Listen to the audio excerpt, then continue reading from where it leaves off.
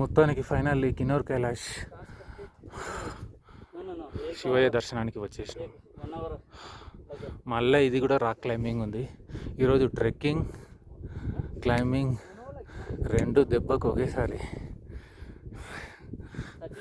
దూరపు కొండలు నునుపు అని చెప్తాం కదా, ఇలా హిమాలయ పర్వతాలు దూరం నుంచి చూస్తే ఎంతో అందంగా కనబడతాయి, దగ్గరికి వస్తే ఉంటుంది రాక్షసత్వాన్ని చూపిస్తాయి మనకి. ఈరోజు మాకు అలాగే చూపించింది. అమ్మ